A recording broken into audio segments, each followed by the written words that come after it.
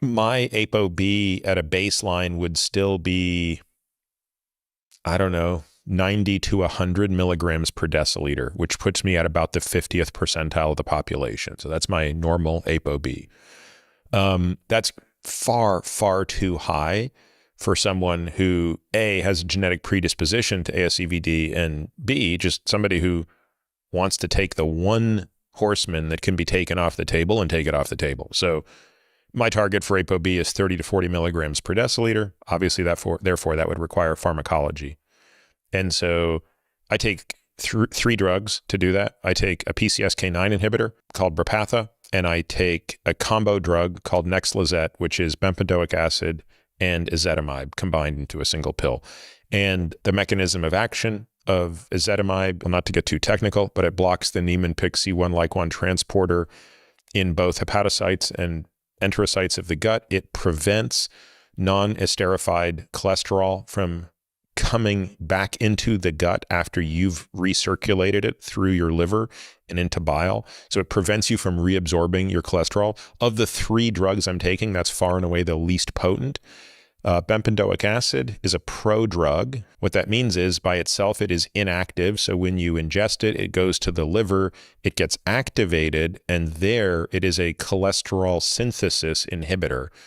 It acts on a different enzyme from statins, and what makes bempedoic acid special, for lack of a better word, is that it only inhibits cholesterol synthesis in the liver, whereas statins, which are very potent inhibitors of cholesterol synthesis, they do so throughout the body because they don't have this prodrug trick. When the liver senses less cholesterol, it increases LDL receptor expression on its surface and pulls more LDL out of circulation. So that's how both statins and bempedoic acid work. They work indirectly. The difference is bempedoic acid is less potent than a statin and more selective in that way. So the combination of those three drugs will keep my APO B negligible, and more importantly, or at least I would say equally importantly, there are no side effects associated with that for me personally. And again, when it comes to lipid management, it's certainly one of my favorite topics. I always tell patients, we have tools today that we couldn't even fathom 20 years ago. 20 years ago, if you needed to have your APO B slammed, there was only one way to do it, which was mega dose of statins.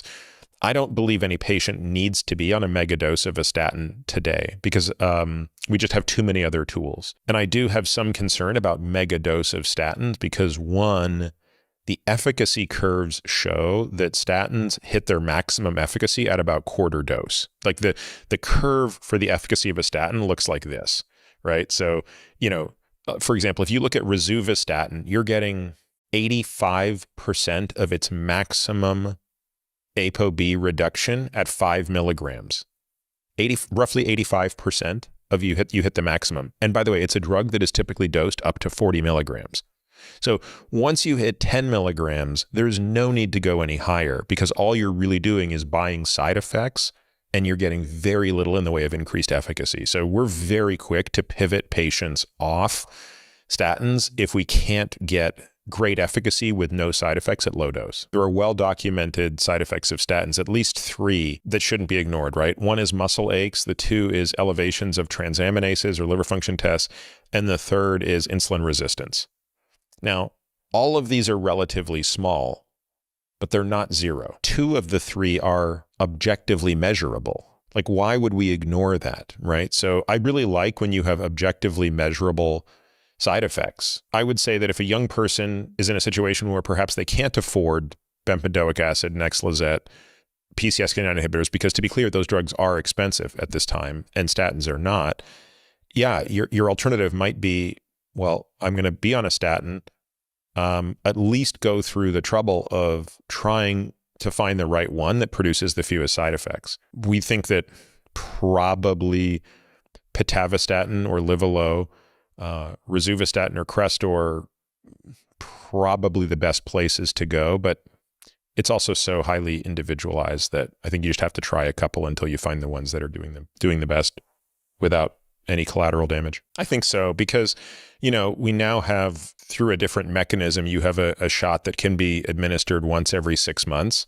So I think that the twice monthly shot that I take for PCSK9 inhibitor, which has already come down in price by more than 50% since that drug came out 8 years ago.